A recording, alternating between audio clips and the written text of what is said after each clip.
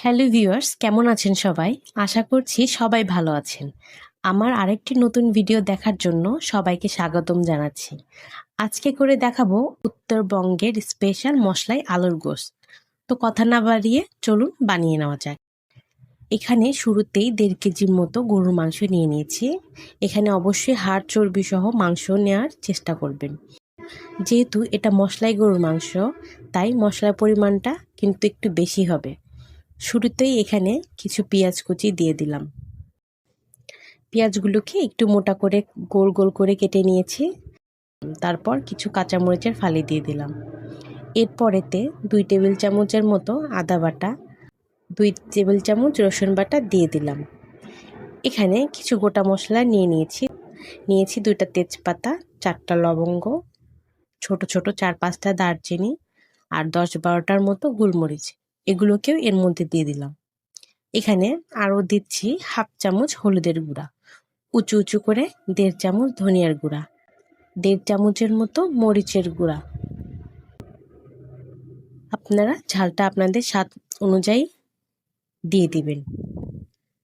গরু মাংস রান্নার ক্ষেত্রে কিন্তু ঝালটা একটু বেশি দিলে অনেক মজা লাগে। আর উত্তরবঙ্গের মানুষ কিন্তু ঝাল একটু বেশি খেয়ে থাকে। এ পর্যায়ে দিচ্ছি 1 চা চামচ জিরার গুঁড়া। তারপর 1 কাপের মতো তেল দিয়ে দিলাম। এই মাংস রান্নার ক্ষেত্রে তেলটা কিন্তু একটু বেশিই লাগবে। এখানে 5-6টা সাদা এলাচ আর 2টা বড় এলাচ এভাবে থেতলিয়ে নিয়েছি, তা এর মধ্যে দিয়ে দিলাম। এই সাদা এলাচ আর কালো এলাচ এভাবে থেতলিয়ে দিয়ে দেখবেন মশলার যে একটা ঘ্রাণ তা সুন্দরভাবে বের হয়। অবশ্যই এভাবে দিয়ে রান্না করে দেখবেন। সবশেষ এখানে স্বাদ মতো লবণ দিয়ে দিলাম। এখন এই মশলাগুলোকে মাখিয়ে নেব। অবশ্যই হাত দিয়ে মাখিয়ে নিতে হবে, কোনো প্রকার চামচ বা খুন্তি ব্যবহার করা যাবে না। হাত দিয়ে এমনভাবে মাখাতে হবে যেন সমস্ত মশলাগুলো মাংসের গায়ে লেগে যায়। ভালো করে মাখিয়ে নেওয়ার উপরে কিন্তু মাংসের টেস্ট অনেকাংশ নির্ভর করে। বেশ ভালোভাবে মাখিয়ে নেওয়ার পর সামান্য একটু পানি দিয়ে হাত ধুয়ে পানিটা মাংসের উপর দিয়ে দেব। এখন ঢাকনা দিয়ে ঢেকে মাংসটা রান্না করে নেব। এ পর্যায়ে চুলার আঁচটা হাইতে রেখে 15 মিনিট এভাবে রান্না করে নেব। 5 মিনিট পর ঢাকনা উঠিয়ে নিচ্ছি। দেখতে পাচ্ছেন মাংস থেকে অনেকটা পানি বের হয়েছে। এবার একটি স্প্যাচুলা দিয়ে মাংসগুলোকে নিচ থেকে নেড়ে চেড়ে দিচ্ছি, যাতে করে মাংস নিচে লেগে না যায়। এখন আবার ঢাকনা দিয়ে ঢেকে রান্না করে নেব। এর মধ্যে কয়েকবার আমি ঢাকনা উঠিয়ে নেড়ে চেড়ে দিয়েছি। 15 মিনিট পর চুলার আঁচটা লোতে করে রান্না করে নেব 10 মিনিট। এই 10 মিনিটের মধ্যে অবশ্যই মাঝে এসে কয়েকবার নেড়ে চেড়ে দিবেন, তা না হয় মাংস কিন্তু নিচে লেগে যেতে পারে। মাংসগুলোকে বেশ অনেকটা সময় ধরে কষিয়ে নিয়েছি। এই পর্যায়ে মাংসগুলো রান্না হওয়ার জন্য গরম পানি অ্যাড করছি। অবশ্যই গরম পানি দিয়ে রান্না করবেন। ঠান্ডা পানি দিলে কিন্তু মাংস সহজে সেদ্ধ হবে না আর খেতেও মজা লাগবে না।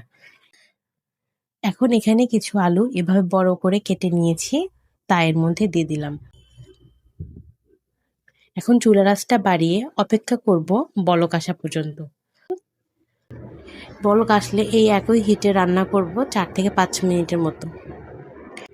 4 থেকে 5 মিনিট পর এখন ঢাকনা দিয়ে ঢেকে চুলার আঁচটা লোতে করে রান্না করব 1 ঘন্টার মতো।